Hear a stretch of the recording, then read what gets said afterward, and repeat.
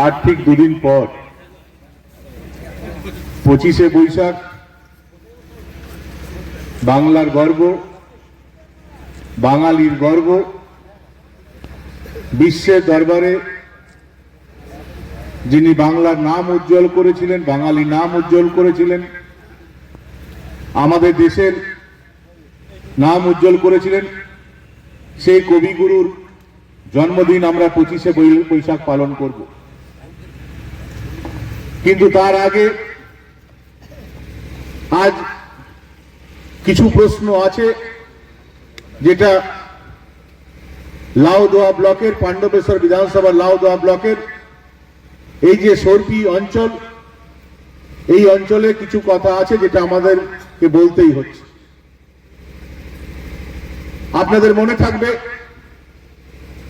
যখন আমরা বিধায়ক ছিলাম তখন এই ব্লকের সংখ্যাগরিষ্ঠ মানুষ, যারা শিল্পী, সাহিত্যিক, বুদ্ধিজীবী, বিভিন্ন সাংস্কৃতিক অনুষ্ঠানের সঙ্গে যুক্ত থাকেন, সংস্কৃতি মনস্ক ব্যক্তি, তাদের দীর্ঘদিনের দাবি ছিল যে আসানসোলে রবীন্দ্র ভবন আছে, আমি মেয়র থাকাকালীন সেই রবীন্দ্র ভবনটি আবার সুসজ্জিত করেছিলাম।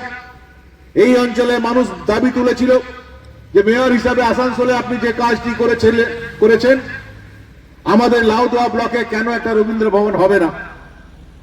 এবং এই অঞ্চলের মানুষের যে আশা আকাঙ্ক্ষা, তাদের দাবি, তাদের ইচ্ছে, সেটাকে মর্যাদা দিয়ে পশ্চিমাঞ্চল উন্নয়ন পরিষদ, জেলা পরিষদ, আসানসোল দুর্গাপুর ডেভেলপমেন্ট অথরিটি সবার সঙ্গে কথা বলে প্রায় 3 কোটি টাকা অর্থ দিয়ে রবীন্দ্র ভবন তৈরি করা হবে এই সর্পির এই অঞ্চলে, এই সিদ্ধান্ত আমরা নিই। এবং বিধায়ক থাকাকালীন প্রায় 1 কোটি টাকা আমি বিভিন্ন দপ্তর থেকে এনে দিয়েছিলাম এবং সেই 1 কোটি টাকা দিয়ে রবীন্দ্র ভবনে প্রায় 50% 40% কাজ কিন্তু আমরা কমপ্লিট করে দিয়েছিলাম। পরবর্তী ক্ষেত্রে আমরা ভারতীয় জনতা পার্টিতে যোগদান করি। 2021-এ নির্বাচন হয়।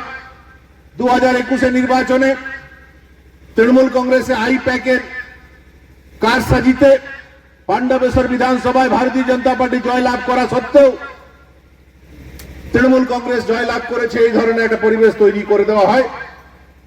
তার বিরুদ্ধে মামলা করা হয়েছে হাইকোর্টে, এখনো মামলা চলছে এবং আমার দৃঢ় বিশ্বাস যেদিন ওই মামলার ফলাফল বেরোবে সেদিন প্রমাণ হয়ে যাবে যে 2021-এর পাণ্ডবেশ্বরের মানুষ কিন্তু ভারতীয় জনতা পার্টিকে সমর্থন করেছে। কিন্তু আজ 4 বছর হয়ে যাওয়ার পর 2026-এ আবার বিধানসভা নির্বাচন চলে এলো। আমরা দেখলাম যে বিধায়ক তার বাড়ির সামনে যে একটা জিম ছিল, সেই জিমটার পেছনে আরো কোটি কোটি টাকা খরচ করে সেটাকে আরো মডার্ন জিম তৈরি করা হলো, যাতে তিনি ব্যায়াম করতে পারেন, মর্নিং ওয়াক করতে পারেন, ইভিনিং ওয়াক করতে পারেন, রাত্রেও যদি হাঁটার ইচ্ছা আছে রাত্রেও হাঁটতে পারেন। ওনার সুযোগ সুবিধার সমস্ত ব্যবস্থা করলো, সরকারি অর্থে করা হলো।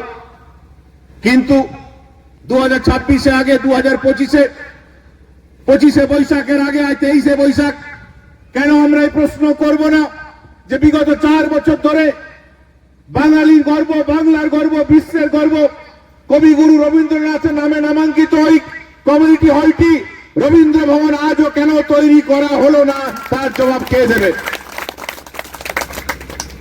আপনাদের মধ্যে লড়াই থাকতেই পারে। আপনার সঙ্গে সুজিত মুখার্জির লড়াই, সে লড়াই আপনারা ঘরে করুন। তার জন্য সর্পির মানুষকে ভোগ করতে হবে কেন? তার জন্য সর্পির মানুষকে বঞ্চিত হতে হবে কেন? আপনি সুজিত মুখার্জি, যার জন্য আপনি বিধায়ক হয়েছিলেন, 2021-এ আপনি যেখানকার ব্লক প্রেসিডেন্ট ছিলেন, পাণ্ডবেশ্বরের ব্লক প্রেসিডেন্ট, সেখান থেকে কিন্তু আপনি পরাজিত হয়েছিলেন। এই লাউদোয়া ব্লকে তখন সুজিত মুখার্জি দয়ায় লাউদোয়া ব্লক থেকে লিড নিয়ে আপনি নিজেকে বিধায়ক হিসাবে সার্টিফিকেটটা নিয়েছিলেন। পরবর্তী ক্ষেত্রে ওই নির্বাচনের সময় সুজিত মুখার্জি আপনাকে নিয়ে গ্রামে গ্রামে ঘুরেছিলেন, তিনি এমন ভেবেছিলেন যে ঈশ্বরকে পেয়ে গেছেন এবং আমাদের বিরুদ্ধে যা বলা সবটাই তিনি বলেছিলেন। আজ 4 বছর পর প্রশ্ন করি, সুজিত বাবু, সেদিন আপনি নরেন চক্রবর্তীকে সমর্থন করেছিলেন, বিধায়ক হিসাবে সার্টিফিকেট পাওয়ার পর প্রথম যে কাজটি করলো আপনাকে ব্লক প্রেসিডেন্ট থেকে সরিয়ে দিল। দ্বিতীয় যে কাজটি করেছে, যে উন্নয়ন আমি এটা মানি যে হ্যাঁ এটা করতে গেলে আপনারও সব সমর্থন ছিল, আপনি এই ল্যান্ডটা জোগাড় করে দিয়েছিলেন, আপনি এই ব্যবস্থা করেছিলেন এবং আপনাকে টাইট দিতে গিয়ে সর্পির মানুষকেই টাইট দিয়ে দিল। আমি নরেন চক্রবর্তী মহাশয়কে বলি যে সুজিত মুখার্জি তো এখন সর্পি গ্রামে থাকেন না, উনি তো দুর্গাপুর চলে গেছেন। ভাই, সর্পির মানুষের জন্য এটা কমপ্লিট করে দিন। সুজিত মুখার্জির উপর আপনার রাগ আছে, সে রাগ আপনি দুর্গাপুরে গিয়ে বার করুন। সর্পির মানুষ কি অন্যায় করলো, তাদের কেন রবীন্দ্র ভবনটা আপনি হতে দেবেন না? আপনার জিম করার জন্য অর্থ আছে, আপনার মর্নিং ওয়াক করার জন্য অর্থ আছে, ইভিনিং ওয়াক করার জন্য অর্থ আছে।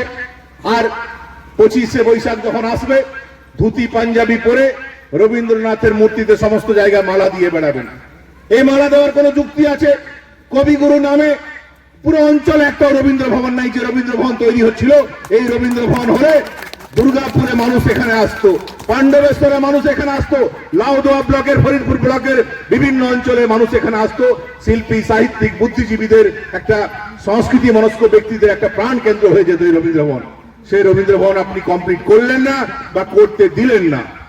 আমরা আজ দাবি করছি, আজকে 25শে বৈশাখের আগে 23শে বৈশাখ আমরা এখানে ধর্নায় বসেছি এবং আমরা বলছি যে যারা এই রবীন্দ্র ভবনকে বন্ধ করে দিয়েছে, যারা এই রবীন্দ্র ভবনকে যাতে কমপ্লিট না হয় সে চক্রান্ত করেছে, 25শে বৈশাখ কবিগুরু ফটোতে, কবিগুরু মূর্তিতে মালা দেওয়ার তাদের কোনো অধিকার নেই, কোনো অধিকার নেই, কোনো অধিকার নেই।